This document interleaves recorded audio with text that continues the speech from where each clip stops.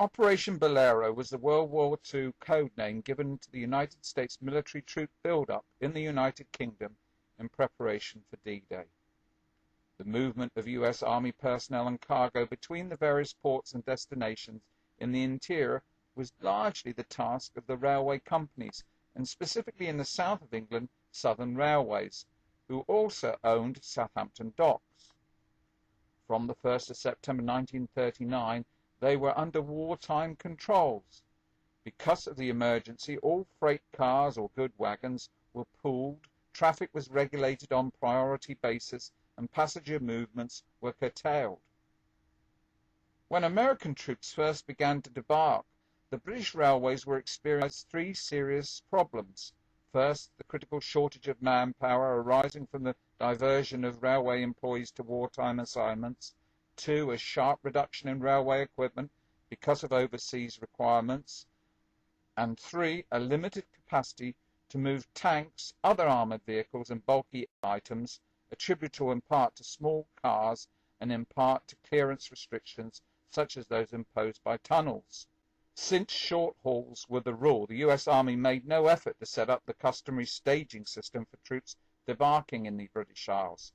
Thanks to the meticulous scheduling of trains, newly arrived troops were able to march directly from shipside to railway cars for the journey inland. The shortage of rolling stock and the competing demands of the civilian economy made close coordination necessary in order to effect the prompt movement of either troops or freight. The serious shortage of steam locomotives that developed in Great Britain during 1942 had disturbing implications for the Bolero program. To meet the grave need of additional motive power, plans were made for the procurement in the United States of 400 locomotives comparable to the British austerity class engines. Simply designed so as to permit rapid production, these locomotives were to be used first on the British railways and later by the US Army on the continent. 15 switching locomotives also were required for moving freight cars at the US Army depots in the United Kingdom. The theatre requisition for these 415 locomotives, together with the usual spare parts, accessories and tools, was forwarded in mid-August 1942.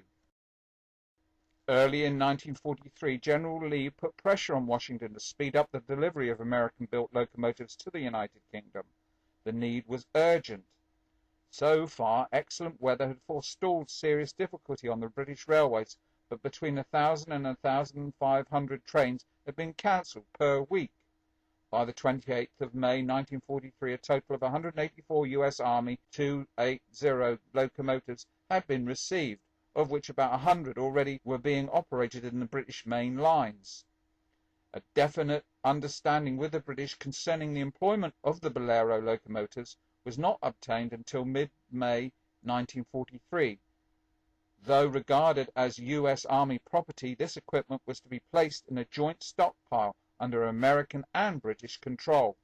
As the locomotives arrived, they were sent to a civilian railway shop for final assembly and adjustment before assignment to the British Railways.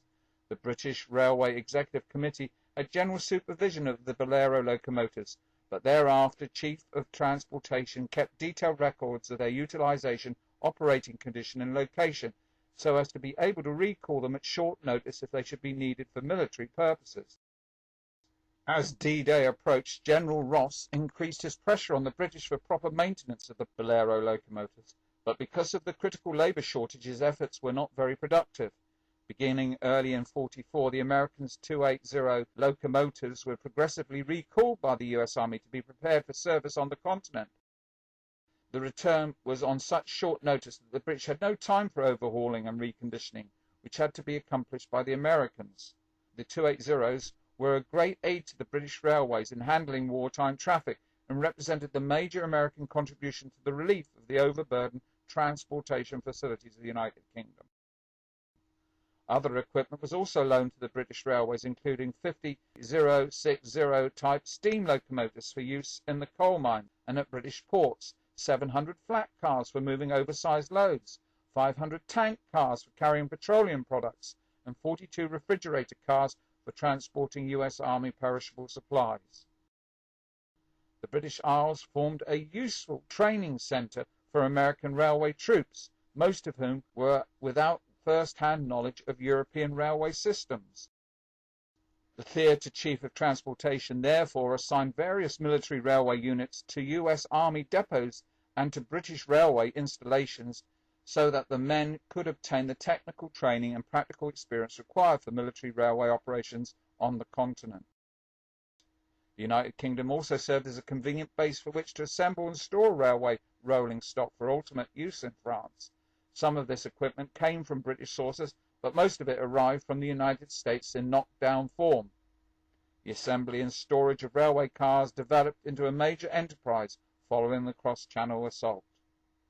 On the 20th of March 1944, the 2nd Military Railway Service headquartered under Brigadier General Clarence L. Burpee arrived in England and began to prepare to take control of US military railway operations in northern France.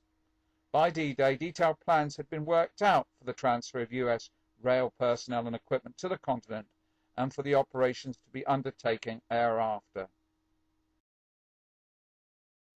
There is a plaque at Southampton which states, "This tablet was presented to the Southern Railway by the 14th Major Port, United States Army, in proud and glorious memory of the men and women of the forces of the United Nations who sailed from this port during the Great War against aggression to secure the freedom of mankind."